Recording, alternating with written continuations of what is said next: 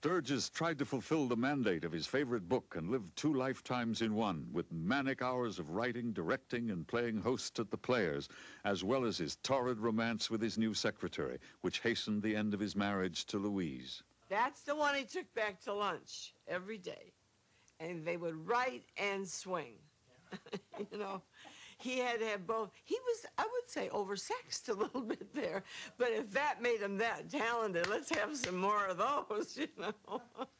For the moment, though, Sturges' reputation was still on the rise. While tensions were mounting with the front office, Sturges started what was to become his biggest hit.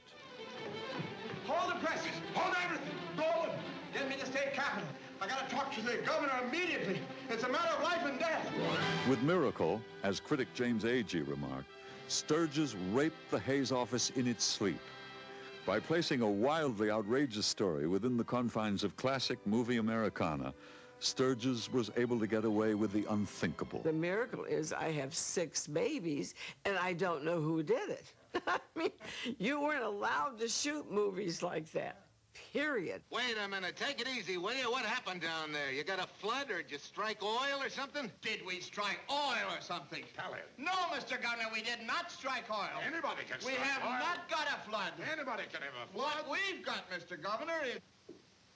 You got what? Yes, Mr. Governor. Shut up. Not you. Now, he's sure of your facts. This is terribly important. I wish I could be down there myself. This is a matter of state policy, state pride, national pride. Hold the wire a minute.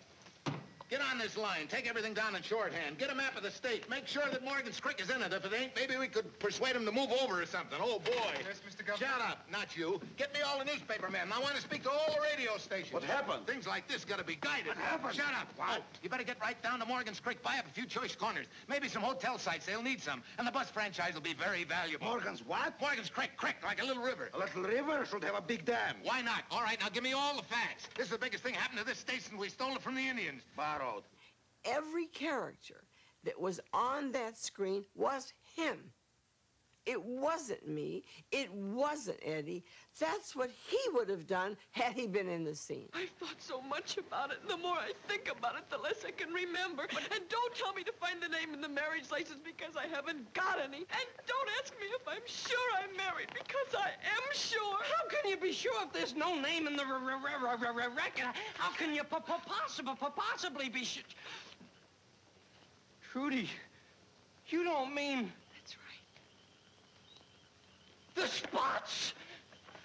Oh, that's terrible. I feel terrible. How do you suppose I feel? Well, that's the terriblest thing I ever... What's your father gonna say when he finds out you can't... I mean, you haven't any husband. I mean, any proof. I mean, any... Who's he going...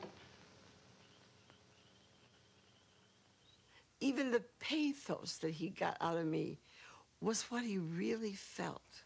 Because he'd come up and whisper to me and say, Betty, just imagine this town if you were here and this happened. And he'd whisper, and boy, by the time he walked away, the tears were ready to roll. That was him. Oh, no! Trudy, what's the matter? I can't tell you now. Trudy, if I said anything to hurt your feelings, you know I wouldn't hurt your feelings. I can't tell it you now. You can't do what? What? What have you done to my daughter now? What have you done to her? And what are you crying about? I'm gonna give you one more chance. Papa, can't you learn to be a little more refined? Refined? He walked in the commissary and they would say, wasn't Betty great or Eddie? And he would bow. And the hell with Betty and Eddie and whoever it was. It was his movie. He was thoroughly respected as a genius by his enemies as well as the people who loved him.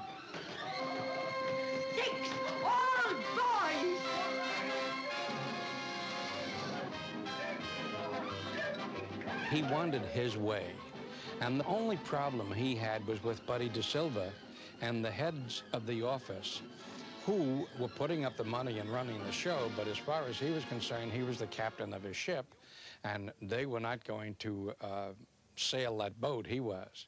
There were some nibbles from other studios around town, but Sturges had burned many bridges, and The Beautiful Blonde was the last film he made in Hollywood.